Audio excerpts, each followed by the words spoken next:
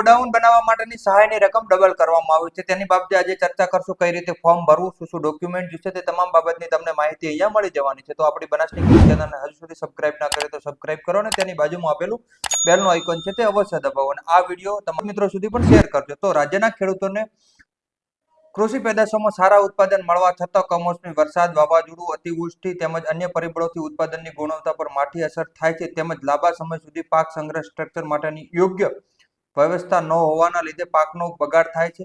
પાક ઉત્પાદન બચાવવા માટે રાજ્યના ખેડૂતોને ખેત પેદાશો સંગ્રહની સગવડ ઉપલબ્ધ થવાથી પાકને લાંબા ગાળા સુધી સ્વયં સુરક્ષિત રાખી શકાય તેમજ ખેડૂતોને પાક સંગ્રહ ગોડાઉન ઉપલબ્ધ થવાથી ખેત પેદાશોની ગુણવત્તા પણ જળવાઈ રહે અને યોગ્ય સમયે વેચાણ કરી શકે જેથી ખેડૂતોને આર્થિક ફાયદો થાય અને તેનું પરિણામે ખેતી વધુ નફાકારક બનાવી શકાય તે હેતુથી રાજ્યના ખેડૂતોને પાક સંગ્રહ સ્ટ્રક્ચર બનાવવા માટે સહાય આપવાની યોજનાની શરૂઆત થયેલી છે હવે આ યોજનાની અંદર કોણ લાભ લઈ શકે આ યોજનાની અંદર રાજ્યના તમામ ખેડૂત મિત્રો લાભ લઈ શકે છે આ યોજનામાં અરજી કઈ રીતે કરવી રાજ્ય સરકાર દ્વારા આ ખેડૂત ઉપર અત્યારે અરજીઓ મંગાવવાનું ચાલુ છે જે અરજીઓ 26/4/2026 સુધી તમે આ યોજનાની અંદર અરજી કરી શકશો તેના માટે આ ખેડૂત ગુજરાત ગવર્મેન્ટ સાઇટ ઉપર ઓનલાઈન અરજી કરવાની રહેશે જો યોજનાની લિંક માટે તમે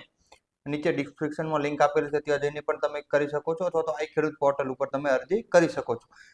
આ યોજનાની અંદર પાક સંગ્રહ સ્ટ્રક્ચર બનાવવામાં જે યોજનાઓ આવે છે તેના ધારાધોરણ કયા છે અને ડોક્યુમેન્ટ કયા છે તેની વાત કરશું તમે કઈ રીતે યોજનાનું ફોર્મ ભરી શકો છો તમારા જિલ્લા અને તાલુકાનો કેટલો લક્ષ્યાંક છે તે બાબતે પણ અહીંયા ચર્ચા કરવાના છે આ યોજના હેઠળ ન્યૂનતમ 300 ચોરસ ફૂટ વિસ્તારનું સ્ટ્રક્ચર બનાવવાનું રહેશે આ વર્ષે થોડો સુધારો કરવામાં આવ્યો છે 600 ચોરસ ફૂટના સ્ટ્રક્ચર સુધી ખેડૂતોને 1 લાખથી લઈને 2 લાખ રૂપિયા સુધીની સહાય આપવામાં 300 ચોરસ ફૂટની અંદર 1 લાખ અને 600 ચોરસ ફૂટની અંદર 2 લાખ રૂપિયા સહાય આપવામાં આવે છે સ્ટ્રક્ચર માટે ન્યૂનતમ 2 ફૂટ ઊંચાઈથી પ્લિન્થ તૈયાર કરવાની રહેશે સ્ટ્રક્ચરના છતની મધ્યમાં મોબ ઉપર ઊંચાઈ પ્લિન્થ લેવલથી ઓછામાં ઓછી 10 ફૂટ કરવાની રહેશે તેનાથી ઓછી ઊંચાઈવાળું સ્ટ્રક્ચર સહાય માટે માન્ય રહેશે નહીં ન્યૂનતમ એક દરવાજો અને એક બારી ઉપયોગ કરવાનો રહેશે ગોડાઉન માટે એક દરવાજો અને એક બારી રાખવાની રહેશે ફાઉન્ડેશનથી પ્લિન્થ સુધી તેજ ફરતી દિવાલોમાં ચણતરકામ અને ફ્લોરિંગમાં પીસીસીનું પાકું કરવાનું રહેશે કોરુગેટેડ ગેલ્વેનાઇટ શીટ સિમેન્ટના પતરા નળિયાની છત બનાવવાની રહેશે લાભાર્થીના ખર્ચે આરસીસી ધરાવતી છત કરી શકાશે જો તમે આરસીસી ધરાવતી છત પણ બનાવી શકો છો પણ ગેલ્વેનાઇઝના પતરા સિમેન્ટના પતરા નળિયાથી પણ છત બનાવી શકો છો વધુ તમારે જાતે બનાવવાનો ખર્ચ રહેશે તો આરસીસીની છત પણ તમે બનાવી શકો છો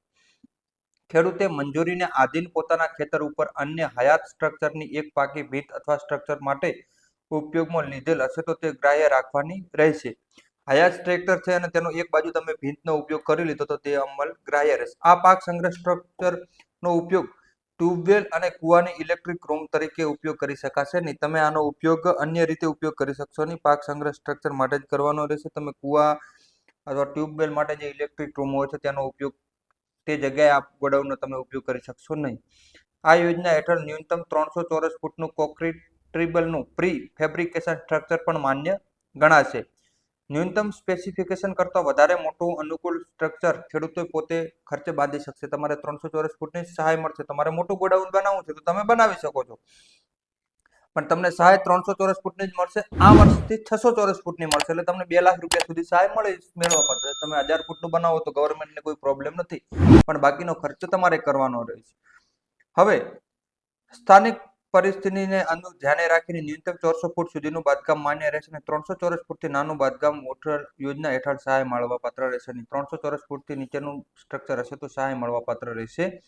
નહીં ખેડૂત લાભાર્થીએ મજબૂત પાક સંગ્રહ સ્ટ્રક્ચર બનાવવાનું રહેશે એટલે કે જેવું તેવું કાર્ય નહીં ચાલે મજબૂત પાકું આરસીસીનું બનાવવાનું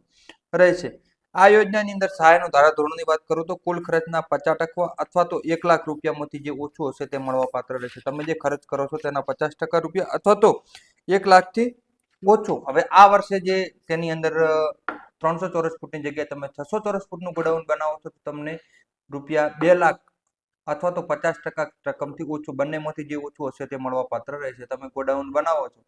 અને તેની અંદર રૂપિયા 2 લાખનો ખર્ચો થયો તો તમને 50% રકમ અથવા તો 1 લાખ 2 લાખ ને 10,000 નો સહાય જે ખર્ચ થયો હશે તો તમને 50% જ સહાય મળવાપાત્ર રહેશે હવે આ બાબતે ખેડૂત મિત્રો અહીંયા આપણે ડોક્યુમેન્ટની વાત કરીએ તો જો અનામતની અંદર તમારી જાતિ આવતી હોય તો જાતિનું પ્રમાણપત્ર જેમને લાગુ પડતું હોય તેમના માટે બેંક પાસબુક અથવા તો કેન્સલ ચેક, દિવ્યાંગ વ્યક્તિ હોય તો દિવ્યાંગ પ્રમાણપત્રની નકલ લાગુ પડતી હોય તો,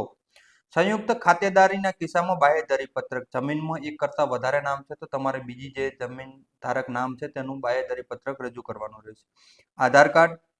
આ કાર્ય બધું યોજના મંજૂર થાય તેના પછી જ કરવાનું રહેશે, એટલે પહેલેથી આટલા ડોક્યુમેન્ટની જરૂર નથી, તમે અરજી કરી શકો છો ખાલી વિગતોના આધારે. બાંધકામ માટે સાધન સામગ્રીના બિલ